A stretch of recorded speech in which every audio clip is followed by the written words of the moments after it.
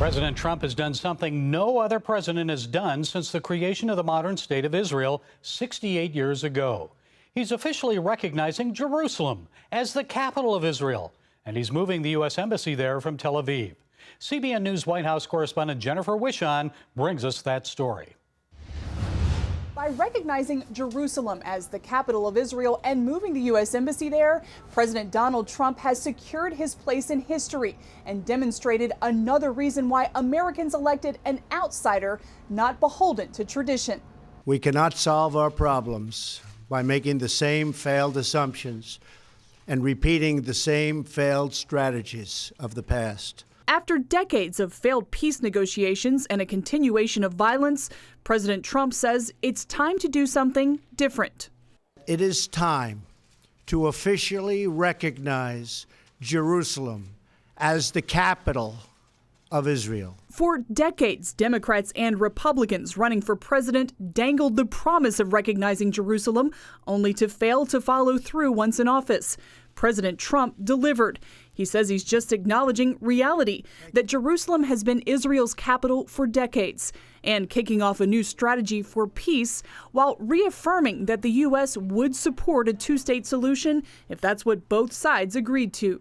Above all, our greatest hope is for peace, the universal yearning in every human soul. Immediately, enthusiastic praise poured in from a diverse group of evangelical leaders. Former Arkansas Governor Mike Huckabee says President Donald Trump did what his predecessors didn't have the courage to do. In doing so, he set two great examples: how to make good on promises and how to treat your friends. Reverend Samuel Rodriguez says the historical record, empirical fact, and our faith all confirm that Jerusalem is in fact the capital of the Jewish people. I therefore enthusiastically applaud President Trump's decision. And Bishop Harry Jackson says it marks the beginning of a new season in U.S. Middle East policy. The previous administration allowed persecution, terrorism, and stereotyping of the Israeli people. President Trump called for a continuation of the status quo at Jerusalem's holy sites. Jerusalem is today and must remain a place where Jews pray at the Western Wall, where Christians walk the stations of the cross, and where Muslims worship at Al-Aqsa Mosque. With the president's announcement, now architects, engineers, and planners will begin building America's new embassy in Jerusalem. It will take some time to complete, but the president says he's building a magnificent tribute to peace. Jennifer Wishon, CBN News, the White House. Palestinians responded with riots in Hebron and pledged 3 days of rage. Turkish President Erdogan said Trump is putting the entire region in a ring of fire. The reaction was more positive in Israel. Israelis were elated. CBN News Middle East Bureau Chief Chris Mitchell has more. Israeli Prime Minister Benjamin Netanyahu led a chorus of Israeli officials praising and thanking President Trump. This is a historic day. Jerusalem has been the capital of the Jewish people for 3,000 years. It's been the capital of Israel for nearly 70 years. President Trump, thank you for today's historic decision to recognize Jerusalem as Israel's capital. The Jewish people and the Jewish state will be forever grateful. Just minutes after President Trump's decision, which was 8 p.m. Israel time, the city of Jerusalem adorned the walls of the old city behind me with a projected image that said, December 6th, Jerusalem applauds President Trump. I think, if anything, this move will further and bring peace forward, since our neighbors have to realize that in any scenario, Jerusalem is the capital of the Jewish people. But Palestinian Authority President Mahmoud Abbas condemned Trump's decision. Trump's decision tonight will not change the status of Jerusalem and will not give any legitimacy to Israel in this issue, because Jerusalem is a Palestinian, an Arab Islamic Christian city, and the eternal capital of Palestine. The PA called for 3 days of rage, while a chorus of voices in the region echoed the Palestinian Authority president. The IDF reported rioting by Hamas, and Hamas also organized this march of anger. Turkey's President Erdogan said Trump crossed a red line. and called for an Islamic summit next week to discuss the decision. Turkey's foreign minister warned it threatened the region. This is an extremely irresponsible and wrong statement.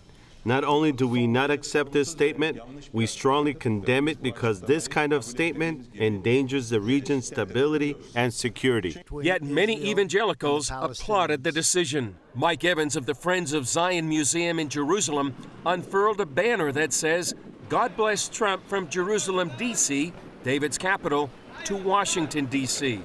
We believe what he did is going to bring the blessing of God on our own country, America. Evans compared President Trump to another U.S. President, Harry Truman, who 70 years ago, against the advice of his own State Department and many advisors, recognized the newly declared State of Israel. Evans believes we're seeing prophecy come to pass. And as somebody that's wanted and prayed and hoped for this for more than 40 years, I see us in the middle of prophecy right now. Chris Mitchell, CBN News, Jerusalem. Now, there's more to President Trump's decision than just moving the U.S. Embassy to Jerusalem. Here to explain is American Enterprise Institute fellow, military and security analyst Thomas Donnelly. I think this reflects a change that is pretty marked in the Trump administration. And I have to give the administration a lot of credit for really sorting out American strategy toward the Middle East in a way that the previous administration, with good intentions to be sure, went badly off the rails. The Trump administration has remembered that our fundamental allies in the region are the moderate Arab regimes and the Israelis, not the Iranians, and that the Iranians are the sole pretender to hegemony in the Persian Gulf and in the Middle East more broadly. So in addition to really aligning himself with the Israelis, he's done the same with the Saudis and the Egyptians, for example. Those are not easy decisions to make, and those regimes are problematic in a large way. But compared to the danger, none of them is a danger to become the preeminent power or the dominant hegemon in the Middle East. But Iran is. And so now we see the Trump administration lashing itself more firmly to these allies, beginning with Israel. So it isn't just about Israel, it's about also the moderate allies in the Middle East. Correct. I mean, the interesting thing, 10 years ago, 15 years ago, this would have created a furor across the Arab world. The Palestinians have promised a day of rage, and I do think it increases the prospect of an Israeli war with Hezbollah, both in Lebanon and perhaps in Syria. So there is that downside to it.